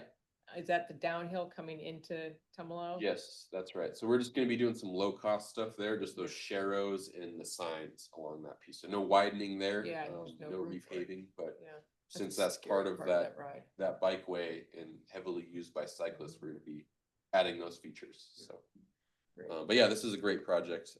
Pretty excited for this one. So. Ripper, somebody online? Wanted to say? Sorry. If any, we are past our Yeah. allotted time, so if Yeah. anybody needs to go. Yeah, sorry, I don't guess I'm feel- jabbering on a lot about these things. No, it's good, we could have had you on a whole 20 minutes, next time talk same. Yeah, happy to do it. Yeah, if Yeah. there's any questions, otherwise I'll continue showcasing here. Marching on. Another upcoming project currently in design. So Lower Bridge Way and 43rd Street out west of Terrebonne. This is part of the Sisters to Smith Rock Scenic Bikeway. So 43rd Street is a conventional T intersection, serving primarily Crooked River Ranch traffic as well as other recreational traffic. Not a whole high proportion of like cyclists involved crashes here, but safety project nonetheless. But we are going to be providing, for cyclist safety through here with those separated facilities, like I showed earlier, accessible crossings, things like that. Some other opportunities for maybe some other bicycle advance warning type stuff. But this should be a much safer alternative for all road users, this T intersection, because right now a lot of people coming from Crooked River Ranch tend to run that stop sign, not exactly like looking for cyclists very much. But yeah, this is a pretty high use facility from a cyclist perspective, is my understanding. So Good use. yeah. So I would mention, looking at this design, what we started to do sort of get opportunities where this, absolutely, that on the car side, moving the bike pen side further out. You'll get a bit more of that teeing up and you get a bit more separation. Bending like staying the opposite way of the. Yeah, instead of having that curvature in Yep. the path. Yeah, no, that's true. We do have much larger like landscaped areas between it's kind of hard to tell, but these two, on the western leg. Yep. So we've got pretty good separation there, less so on that eastern portion of the roundabout. But yeah, no, that's a good design for sure. With this, we're working with the BLM for right-of-way acquisition, so we're trying to keep things tight. We're currently working through NEPA on this project, which is pretty lengthy, and the government just shut down, so we don't know. when, So you're not doing that? yeah, we're supposed to have a meeting on this project today, but unfortunately unable to. But yeah, so this is just highlighting another project where we're providing for those facilities. And then project I'm most excited about, because I grew up in Sun River, is South Century Drive, Sun River Corridor. Mark should be pretty familiar with this project. We have a meeting on Tuesday, next Yeah, Tuesday. about yeah, this. we do. So this project entails 3 intersections on South Century Drive out in Sun River, all T intersections, well, 2 T intersections and 1 very funky signalized intersection, but ultimately going to be installing roundabouts at all of these. There's, forget if this is a county bikeway or not, but ultimately like Sun River seasonally like a big recreation community. Yeah. Just to get out the area and Yeah. So as part of that, we're reconfiguring these intersections. The first one in the sequence is going to be South Century Drive at Huntington Road. We actually just opened bids for this project yesterday, so probably going to be going to construction with this in the next couple months. Completion by next spring. We got the bid. What's that? We got the bid. JAL Construction. Oh. Yeah. Okay. Yeah. Very good. So. So there was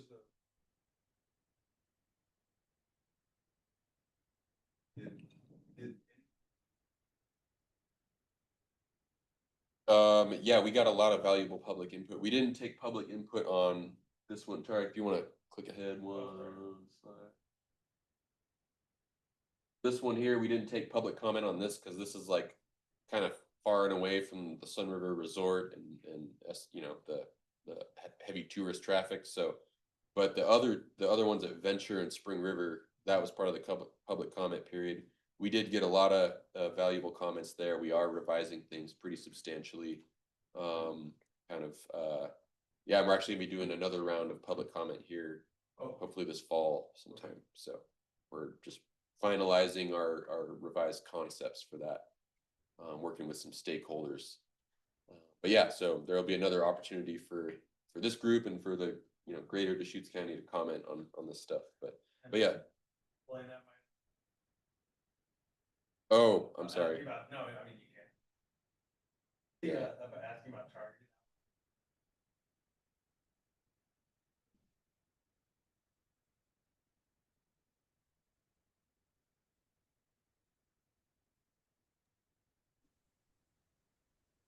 Lane, it's Michelle Rhodes with Ben Lapine Schools again. Are you on a pause that I can ask a question?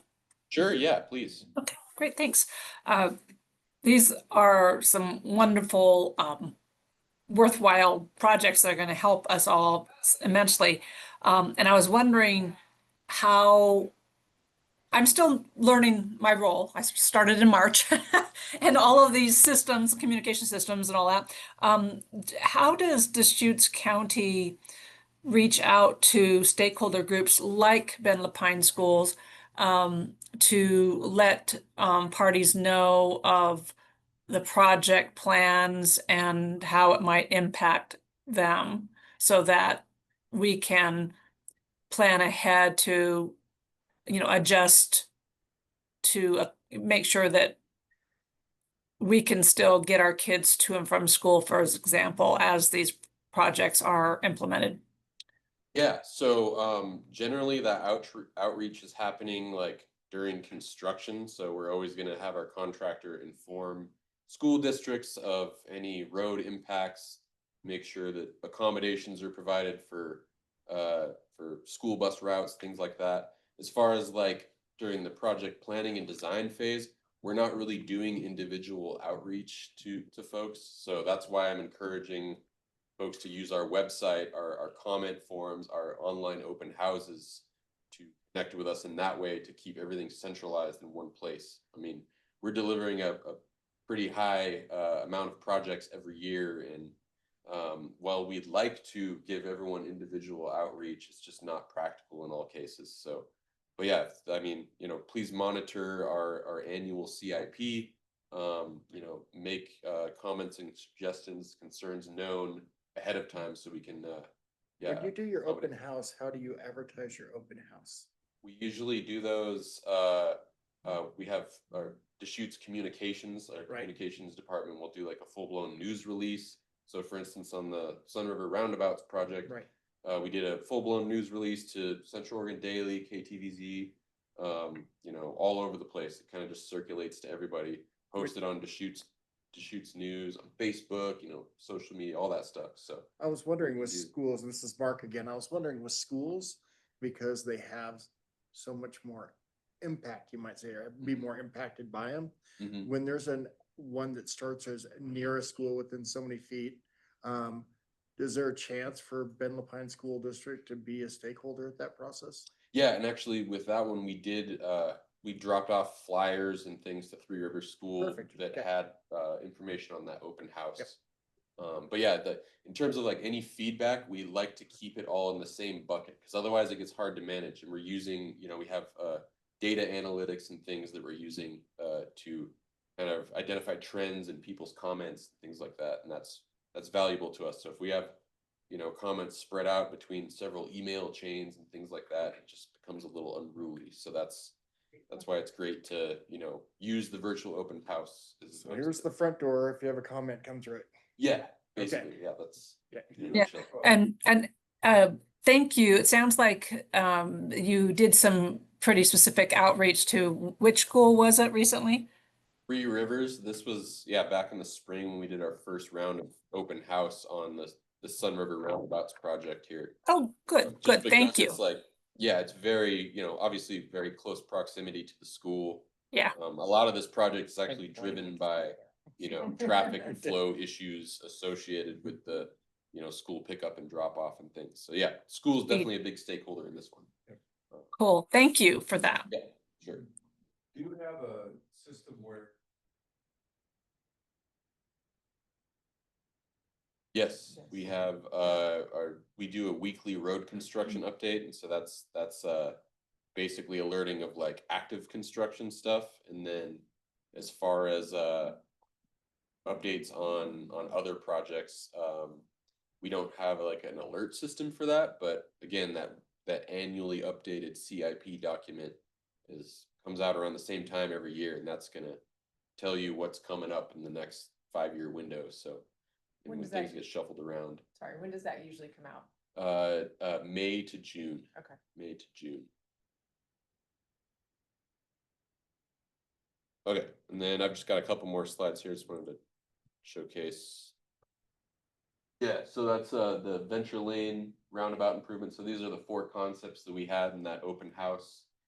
Some have floated to the top, some have not. I'm not really going to get into the particulars on these designs, but encourage you at the next round to, I'll make sure to alert this group of that next open house. So the next open house will be refined to maybe 2 options or 1 option. Yeah, Okay, yeah, cool. yeah.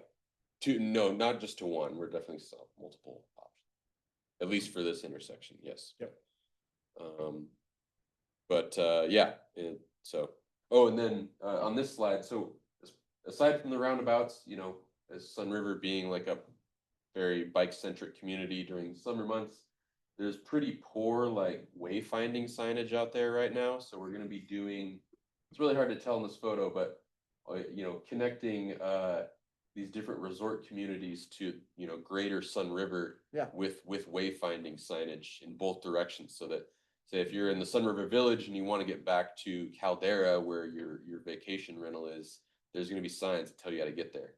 And then similarly, we're going to be doing, you know, complementing that with pavement markings and other kind of safety improvements. Are these signage gonna be internal in Sun River or on the surrounding main road? No, mostly just on like the Venture Loop and Enterprise Drive, like on our county roads, just connecting to like the Sun River property. We just got a grant and installed a bunch of signs,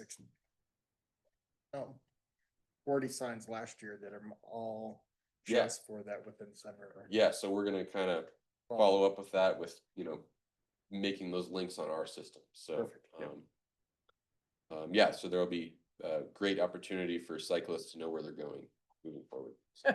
How badly they're lost. Well, yeah, especially with tourists. Yeah, it's we're actually launching a campaign called Lost at Sun River. Yeah, it can be kind of daunting. Yeah. A lot of circles. These are some other upcoming projects. So we're currently in design on a school zone safety improvement project for Lapine in the vicinity of the elementary, middle, high schools. Coordinated with Michelle Rhodes on this a lot. So that's coming down the pipeline as part of our TSAP efforts. We'll be doing some safety improvements at the intersection with Klein Falls Highway with Eagle Crest, the Eagle Crest Resort out west of Redmond. And then in our TSP, we've identified some pedestrian improvements in the Tumalo community as well. That will be, we don't know when that's gonna happen ultimately, but it will, you know, it's a TSP project, so it will be delivered here at some point. So. And then, okay, this is probably the most important slide. So opportunities for engagement. So number 1, please monitor our capital improvement plan document. It's released annually, adopted by the board, and published every May to June timeframe, depending on when that budget presentation occurs. So that is your best bet. That's what our design consultants are monitoring. That's what contractors are monitoring. That's how everyone's kind of seeing what's coming down the pike. So, Go ahead. So as members of the county's Bike Ped Advisory Committee, can we just all be included so we get an email about this? Yeah, I can try to make sure to I'm get gonna this. suggest you be on the agenda in May or June after it's done. Sure, yeah, I'd be Come happy here. to talk about like About what what's next, coming up. yeah, what's changed, what's coming. Yeah.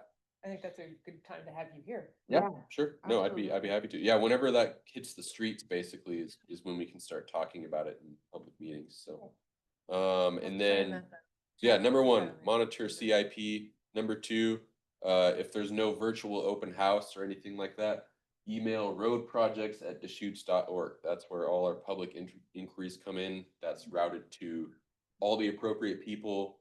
That's maintained in our project files. That's the best way to do it. And that's that way it's all in that same bucket. It's appropriated to the specific project. Yeah, so please use that email. We also have project web pages on our road department website for like the bigger capital projects where they have specific comment forms. You can also do those too.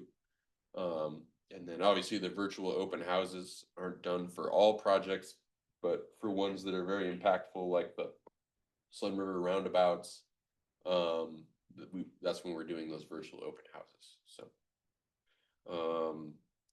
yeah, so that gets to my bullet about public involvement. So, but yeah, that's about it. Sorry I talked so long. I think I don't know how long I've been talking, but I don't think it was you, it was us. Well, no, it's You good. got all Yeah, your- good discussion. Yeah, you can blame Good me. discussion. I wasn't on the agenda. Good discussions. Close to, we would have been way over if we had Anthony. Yeah, here. sure, you're welcome. I'm kind of glad Anthony. I wasn't know. here, I was because gonna we say. could've got it all in before 5 o'clock this afternoon. No. Yeah, so, anyway, yeah, any other follow-up questions? Here's my email. You guys can contact me directly. I'll provide these slides, in probably PDF format that. So, Yeah, we'll have Tanya send that out. Great. Thanks. Thank you. And Blaine, can you put it on your calendar that the month following the CIP release, you're on our agenda? sure. Yeah, sure. I just think that would be great. Yeah, I think like June, July timeframe Yeah. would be like perfect. 'Cause Well, I think- that's also the I start. think a lot of us with BPAC for a while have been kind of struggling how we have those interactions, and this is super helpful. So thank you for taking Yeah, the time. no. Yep. Okay, so I realize we've run late. Is there anybody who really feels a great need to share their update today or anything that can't? Can I wait to tell? request an update? Yeah. Yeah. Yeah, I was gonna throw out one really quick one, sort of on that same topic, winter maintenance. Just putting it out there, it might take a bit longer. Bill's trying to staff up for the winter. We're several months behind on hiring, so in terms of plowing, we don't know if people will be able to get out there and plow, to get out there and do that bike ped work. We don't even know if we're gonna get all the people hiring hard now, so just wanted to put that warning out to you all, so you know we're trying. So if we don't get to the sidewalks, we will, they're a priority, we just don't have the people, so. How about Ben Lava Butte? Do you have anything? We will be kicking that off soon, yeah, re-kicking that off, now that we're through with all of, you know, the land use battles. We've added the additional funding from Black, so. So we've cleared all the hurdles now, it's just a matter of getting it built. Yes, and then we have to revisit costs are Cost. significantly more expensive, we added more money, but you know, things kept taking longer. Yep. So cost is Very a familiar. question mark still, but yeah, moving forward. Great, thank you. What side of 97 is that? So it will be on the east side of 97 until High Desert, and then we'll switch over. Original concept, yeah. Thank Down a few times. Which way do I have to, I'm not sure which way. Thank you, thank you. That one's great, yep. Oh, Anybody online? I see Derek and Michelle and Ava. Yeah. I think Michelle was first. Why, thank you, Derek. And I just noted some things in the chat just in case it's easier for people to review it that way. So I won't repeat what I just said. We've got special events coming up this coming week as well as in November. And also, we just published our Safe Routes to School implementation plan. There were many partners including some of the people in this online meeting that participated and contributed to that plan. So we'll be posting it soon, but it just hot off the press. Just want to let you know that as well. But and I know Anthony's not in the meeting today, but we are actually going to be hosting a pretty spectacular, commemorative event in Lapine for Ruby Bridges Walk to School Day in November. So more to come, and hopefully some of you can join us on that day. Thank you. Hey, Michelle, is there a link to that report? Is that published yet? It's published, but I'm going to, it actually got sent out to Janet. Oh, okay. Yeah, and so you can Okay, ask I'll Janet ask her for it.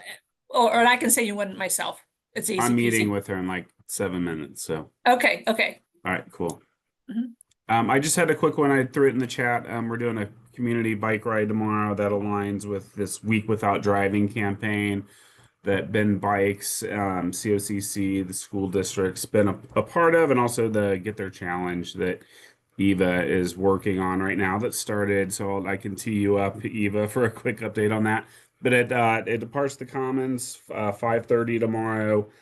We'll have some partner tabling, and then just kind of going around checking out some of the new bike ped facility designs and some future connections, and getting input from the group on like, hey, where should we extend the Hawthorne Bridge when it's built? How should it connect to downtown? Things like that. So getting your input and just showcasing some of these new designs that the city's pushing out. So if you want to join us, it's 5:30 tomorrow. The Commons, it'll be back by 6:30 for live music and beer. So join us. Thanks. Bye. Yeah, and I don't have too much to add to that. Definitely come down to the Commons. And the Get There Challenge is happening now, started on October 1st, and it goes through the 14th. So I put a link in the chat to our website that has all the information and links to sign up for Get There if you're not already signed up. But I would encourage everyone to log there, walk, bike, transit, carpool, remote work trips for this 2-week challenge and support the challenge. And all trips are eligible, not just commute trips. So we have some fun prizes also at the end of the 2 weeks. Thank you. Sorry we ran over. Anybody in the room? Anything left? No. Nothing that can't wait, Tony. Good. All right. Next month, we're back in Bend. So we'll see you there. Thank you. Thanks, Lapine, for hosting. Yep. I don't know, we didn't have more rep, but I hope Anthony's all right.